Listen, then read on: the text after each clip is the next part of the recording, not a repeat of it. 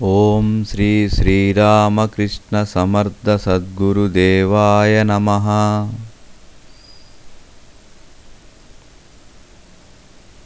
శ్రీ శ్రీరామకృష్ణ సమర్థ సద్గురుదేవుల అమృత వాక్కులు.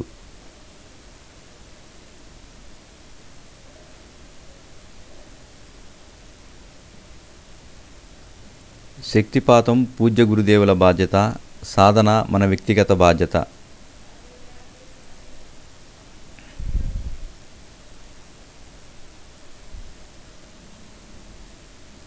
Nature is always right. ప్రకృతికి అనుగుణంగా జీవించటమే భారతీయ ఆధ్యాత్మికత.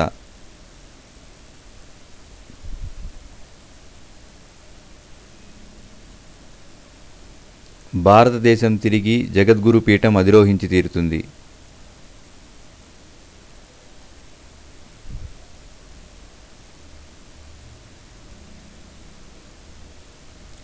పూర్తి విశ్వాసంతో మానసికంగా నన్ను ప్రేమించగలిగితే మీ ఇళ్లలో కూడా నేను లభిస్తాను.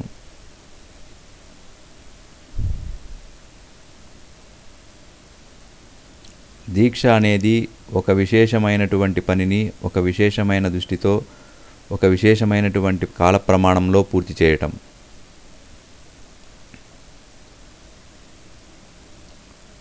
పరమశాంతి స్థితిలో ఉంటూనే మనం పనులు చేసుకోగలిగితే పరిణామ క్రమంలో ఉన్నట్లే.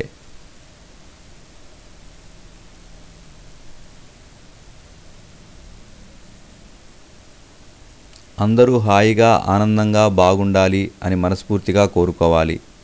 అలాంటి కోరికలను నాటుకోవాలి. మనం ఎలాంటి కోరికలను నాటుకుంటామో అలాంటి పరిస్థితులు మనకి వస్తాయి.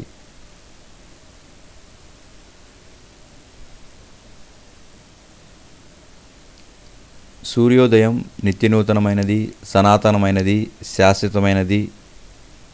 నిజమైన గురుచేతనత్వం సూర్యుడు.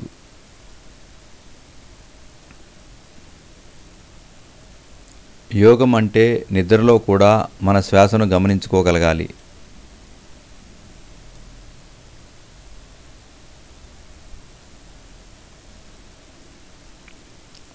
షోడశ సంస్కారాల ద్వారా మనలోని జీన్స్ని మార్చుకోవచ్చు.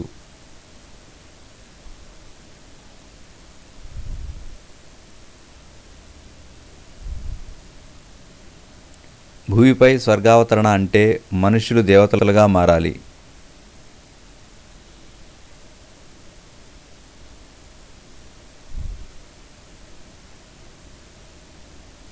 యోగ విద్యను తెలుసుకోవాలంటే ప్రకృతిలో ఉన్నటువంటి రహస్యాలను తెలుసుకోవాలి.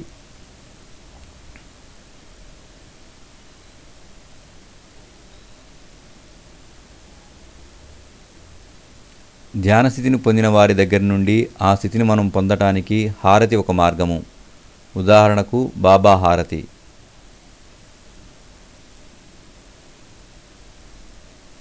ఆధ్యాత్మికత అంటే జపతపములే కాదు, దానితో పాటు మీ జీవిత విధానము మారాలి.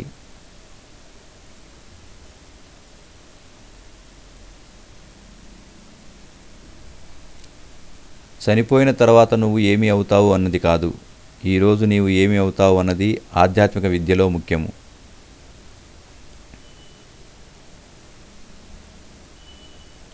మీకు ఏ కోరిక అయితే ఉన్నదో అదే కోరిక ఇతరులకు తీర్చాలి.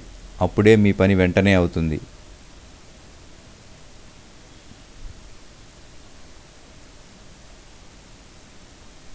నిత్య జీవితంలో మీరు ఏ పాత్రలు పోషించాలో ఆ పాత్రలు పోషించాల్సిందే.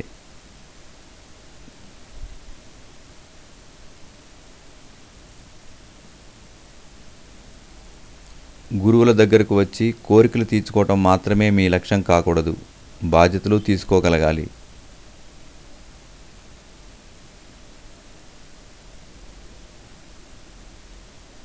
కాలాన్ని ఉపయోగించటమే బాధ్యత, నాశనం చేయటమే బాధ్యతారాహిత్యము.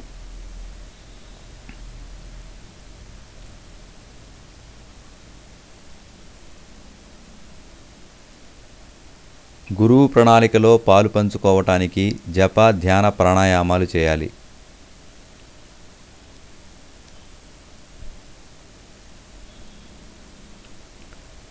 నా ఏకైక లక్ష్యము సామూహిక చేతనను అభివృద్ధిపరచుకొని ఒకే సమూహంగా పనిచేయగలిగే సైనిక క్రమశిక్షణ కలిగిన వ్యక్తులను తయారు చేయుట. నువ్వు ఏ సాధన అయినా చెయ్యి, కానీ సాధన 24 గంటలు మాత్రమే చేయండి.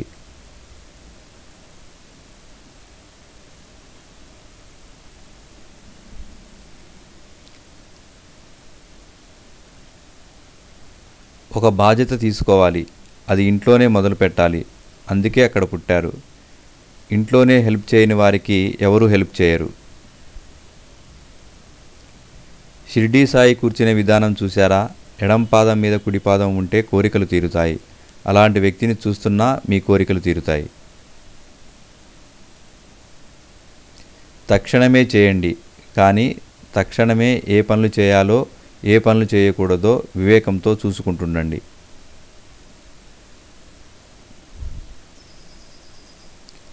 నువ్వు నిద్రను ఉపయోగించుకోగలిగితే నిద్ర లేచేసరికి పరిస్థితులు మారిపోతాయి.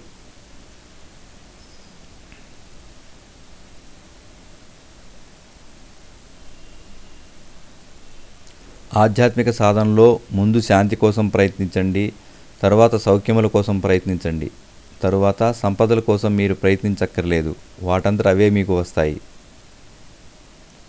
సంపూర్ణ ఆధ్యాత్మిక సాధనకు గురుమంత్రము యాజ్ అబౌవ్ సో బిలో.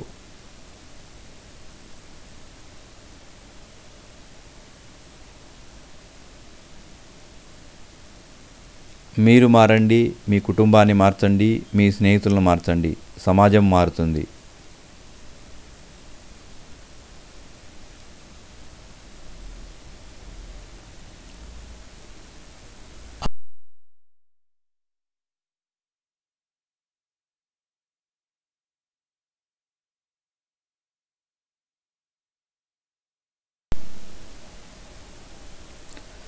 సర్వశక్తులు పొందాలి అంటే ప్రేమ తప్ప వేరే మార్గం లేదు.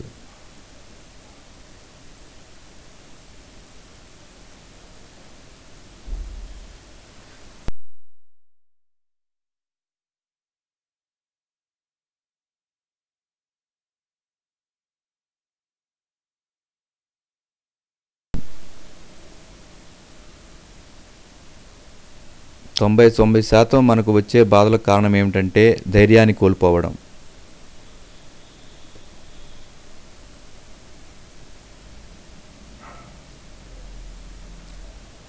ఆధ్యాత్మికతలో గురువు వాడేటటువంటి మాటలతో పాటు సామర్థ్యం కూడా కలుస్తుంది. అంచేత వాళ్ళని సర్వసమర్థులు అంటాము, సమర్థ సద్గురు అంటాము. మానవ శరీరం యొక్క పరాకాష్ఠ ఏమిటంటే దేవతలందరూ అందులో ఉన్నారు.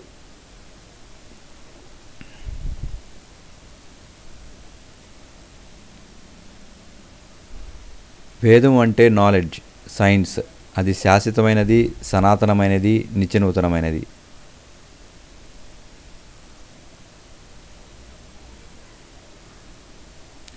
ఏ బంధం అయినా ప్రయాణంలో ఉన్నంతవరకే, శాశ్వతమైనవి కావు.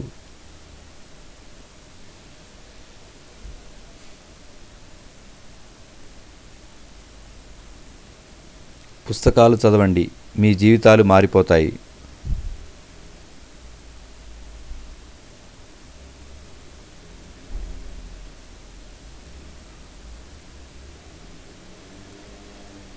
దేశకాల పరిస్థితులను బట్టి మహనీయులు ఇచ్చిన సాధనలు మాత్రమే ఉపయోగపడతాయి. మనకు నచ్చిన సాధనలు ఉపయోగపడవు.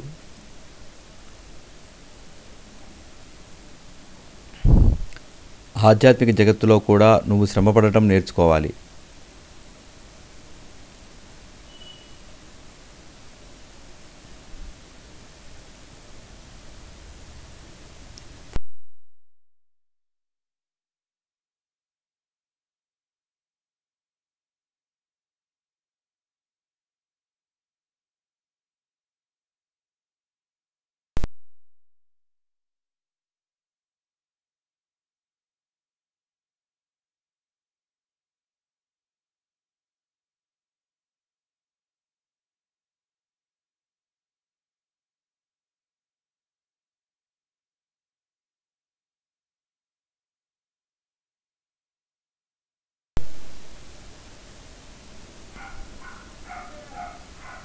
దేవ సంస్కృతి అన్నా భారతీయ సంస్కృతి అన్నా ఒక్కటే.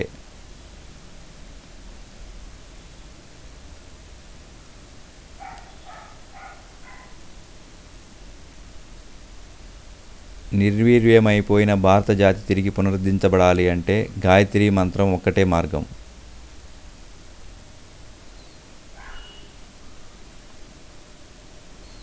చేతనత్వ విద్య వస్తే సూర్యచంద్రులు ఉన్నంత వరకు మనం ఉంటాం.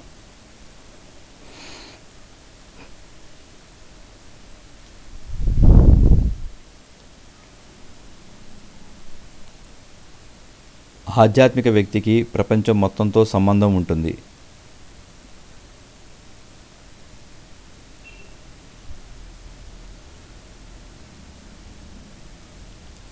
మనస్సు సరైన స్థితిలో ఉంటే మీరు ఏది చేసినా యోగమే.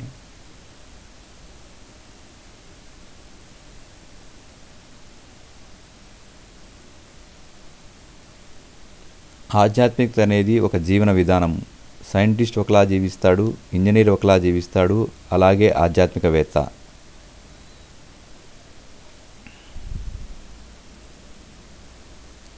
సంపూర్ణ సమర్పణయే గురువు యొక్క అనుగ్రహానికి సూత్రము.